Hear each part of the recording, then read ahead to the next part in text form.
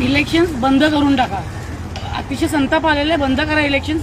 दरवर्षी हे होणार असेल ना तर अजिबात गरज नाही. मागच्या 5 वर्षापूर्वी आमच्या 8 मशीन्स फ्रॉड निघालेले, नंबर्स वेगळे, तिकडे नंबर वेगळे, आमच्याकडे पोलिंग एजंटचा नंबर वेगळा, तरी हे लोक म्हणतात प्रोव्हिजन आहे, असंच करायला लागेल. आता ऑब्जेक्शन घेतलं तर ते IAS officer is not ready to listen at all. साहेब जर या गोष्टी होणार असेल. नमस्कार, मी राजेश अरुण, 153 तहसील विधानसभेचा मनसेचा उमेदवार.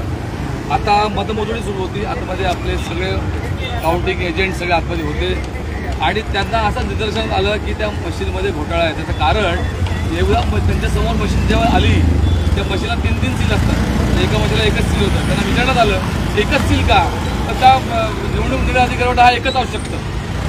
त्यामुळे एक गोष्ट झाली, प्रत्येक मशीनचा जो चार्जिंग असते तर काही मशीनचं चार्जिंग 99%, काही मशीनचं चार्जिंग 70%, काहीचं 60%. अहो एवढ्या 2-2 दिवस मशीनचा चार्जिंग 99% कसं असू शकतं? संशयास्पद गोष्ट आहे. सगळ्यात मोठी गोष्ट, मी जिथे राहतो, माझं घर, माझ्या घरात 4 मतं, माझी आई, माझी मुलगी, माझी पत्नी आणि मी. तिथे आम्हाला काही 2च मतं. म्हणजे माझ्या आईने किंवा माझ्या पत्नीने किंवा माझ्या मुलीने मला मतदानच केलं नाही, की मी स्वतःला मतदानच केलं नाही. हे अशा प्रकारचा सगळं आतमध्ये घोळ आहे. गेले अनेक वर्ष आम्ही राजकारणात काम करतोय.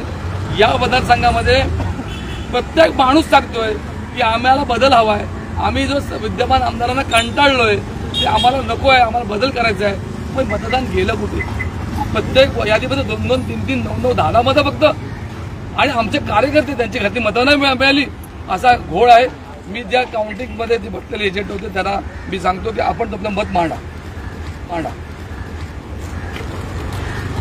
इलेक्शन्स बंद करून टाका. अतिशय संताप आलेले, बंद करा इलेक्शन्स. दरवर्षी हे होणार असेल ना तर अजिबात गरज नाही. मागच्या 5 वर्षापूर्वी आमच्या 8 मशीन्स फ्रॉड निघालेले, नंबर्स वेगळे, तिकडे नंबर वेगळे, आमच्याकडे पोलिंग एजंटचा नंबर वेगळा, तरी हे लोक म्हणतात प्रोव्हिजन आहे, असंच करायला लागेल. आता ऑब्जेक्शन घेतलं तर ते IAS officer is not ready to listen at all. साहेब जर या गोष्टी होणार असेल ना तर ह्या लोकांना दरबार वेळ होत असेल. किती तुमचाही वेळ जातो, आमचाही वेळ जातो.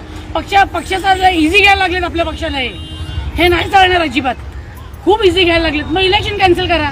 ते गणपत पाटील नगरमध्ये जिथे अजिबात कामं झालेली नाही तिथे लीड येतो.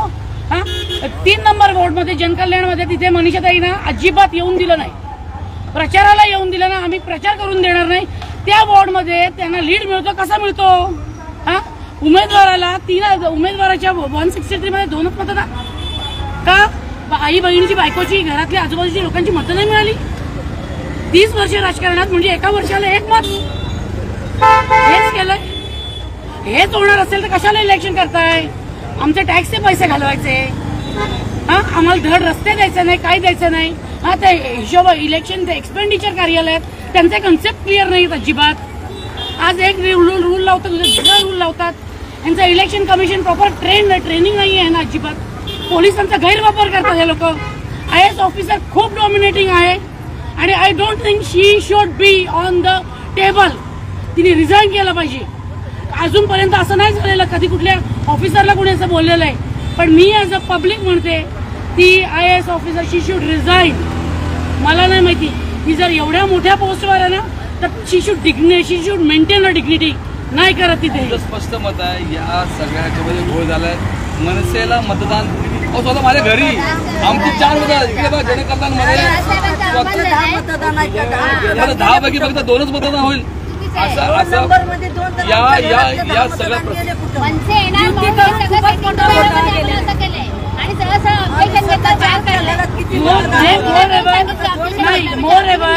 हे लोक 4-4 पक्ष, 3-3 पक्ष एकत्र येऊन लढतात.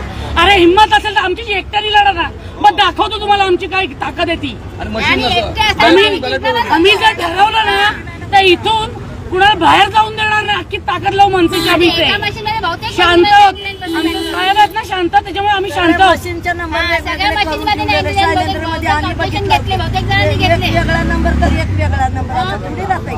अतिशय लोकशाहीला कलंक आहे आणि आम्हाला दुर्दैवी वाटतं जिथे आम्हाला जिथे आम्ही राहतो त्या ठिकाणी 2-2, 6-6 मतं. मला वाटतं हे एक्सप्लेन जर केलं तर बरोबर. PPH एक्सप्लेन करतात साहेब, चला एक्सप्लेन करे.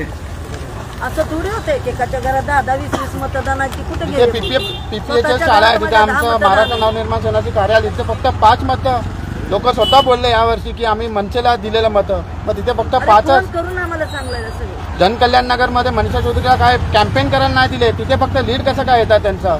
आणि अख्खे शिवसेने लोकांनी पण मनसेला मतदान केलं, ते मतं गेले कुठे. आणि यांच्याकडे काय रेस केलं तर डायरेक्टली बोलतात तुम्ही गप्प बसा, आम्ही बरोबर टोटल तुम्ही मॅच करा, बरोबर आहे बरोबर आहे. हे कुठेतरी आम्हाला जस्टिस पाहिजे. हे असं होत असेल तर काही यूज नाहीये. एक मिनिट, माझं ना आव्हान आहे, सोशल मीडियामध्ये खूप पॉवर आहे. जेवढी पॉवर आज प्रेसमध्ये, प्रिंट मीडियामध्ये, इलेक्ट्रॉनिक मीडियामध्ये पण नाही, ती पॉवर सोशल मीडियामध्ये. Let the people know what is going on here, what is going on with the democracy of India. Let the people know now. एजंटला कसं माहिती की आम्हाला एवढेच मिळणार आहेत करून, म्हणजे आम्हाला एवढी मतं मिळणार आहेत. आधी पोस्टर सेकंड राऊंडला त्यांनी सांगितलं 6,000 लीड पुढे, 10,000 लीड पुढे. कसं काय लीड पुढे त्यांना, लीड त्यांची कशी काय पुढे. आणि स्वतःहून पण आम्हाला 450 मिळणार, आम्हाला 300 मिळणार, आम्हाला 200. भाजपचे एजंट स्वतःच सांगतात की लीड पुढे, 10,000 लीड पुढे. आम्ही काय काय मेहनत केलं, किती किती.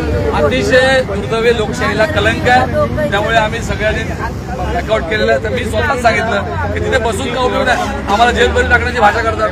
त्यापेक्षा म्हटलं आपण बाहेर पडूया. आणि जे घडलंय सगळं ते चुकीचं आहे, लोकशाहीला कलंक आहे. त्यामुळे आम्ही या फेसबुकच्या माध्यमातून पुढे आलो. त्याचं कारण की लोकांना कळू द्या की नेमकं काय घडतंय आतमध्ये ते. त्यामुळे नमस्कार, जय हिंद, जय महाराष्ट्र.